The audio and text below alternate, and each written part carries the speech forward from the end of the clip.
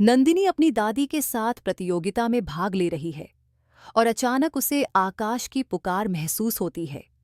ऐश्वर्या जानबूझकर नंदिनी की खिचड़ी बनाने में बाधा डालती है। नंदिनी आत्मविश्वास से कहती है कि वो खड़े मसाले पीसकर खिचड़ी बनाएगी। होस्ट टिप्पणी करता है कि नंदिनी बार बार काम छोड़कर अंदर भाग रही है, लेकिन नंदिनी आकाश की जान बचाने के लिए पूरी कोशिश करने का संकल्प लेती है।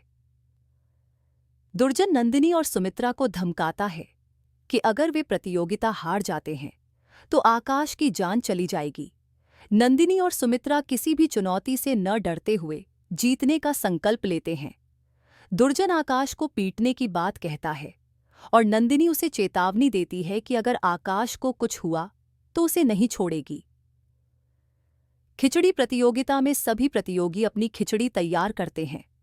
नंदिनी और सुमित्रा की खिचड़ी सबसे बेहतरीन मानी जाती है और उन्हें पहले राउंड की विजेता घोषित किया जाता है। इस जीत से नंदिनी को आकाश को बचाने की उम्मीद मिलती है। ऐश्वर्या नंदिनी को चुनौती देती है कि वह अगली प्रतियोगिता में नहीं जीत पाएगी। शशिकला नंदिनी को बताती है कि अगले राउंड में उसे आंखों पर पट्टी बांधकर अपनी सास के पास जाना होगा। वह चालाकी से एक पट्टी दिखाती है जिसमें एक छोटा सा छेद होता है। शशिकला कहती है, इस छेद से तुम आराम से देख सकती हो और अपनी सास के पास पहुंच सकती हो।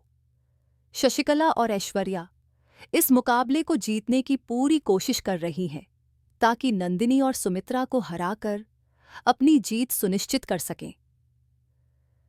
फाइनल राउंड में होस्ट घोषणा करती है कि इस राउंड में बहू के जवाब अपने सास के जवाब से मेल खाएंगे, वही इस मुकाबले की विजेता होगी। नंदिनी दुर्जन की चेतावनी के बावजूद जीतने के लिए प्रतिबद्ध है। ऐश्वर्या और शशिकला नंदिनी को हराने की कोशिश करती हैं, लेकिन अंत में नंदिनी और सुमित्रा जीत जाती हैं।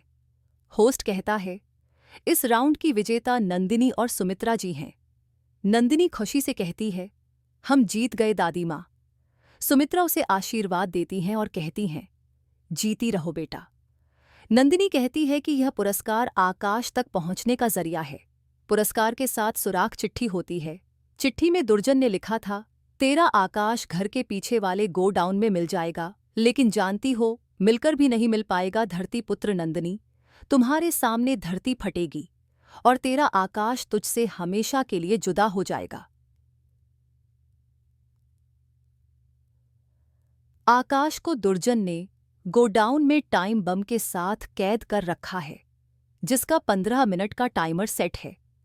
नंदिनी दौड़कर आकाश तक पहुंचती है, लेकिन आकाश उसे दूर रहने के लिए कहता है क्योंकि बम जल्द ही फटने वाला है। नंदिनी आकाश को बचाने की कसम खाती है और कहती है कि वह उसे अकेला नहीं छोड़ेगी। बम का टाइमर खत्म होने के करीब है और नंदिनी आकाश को बचाने की पूरी कोशिश करती है, लेकिन स्थिति बेहद खतरनाक हो जाती है। कृपया लाइक करें, शेयर करें, सब्सक्राइब करें और बेल आइकन पर क्लिक करें, कोई भी अपडेट मिस न करें। धन्यवाद।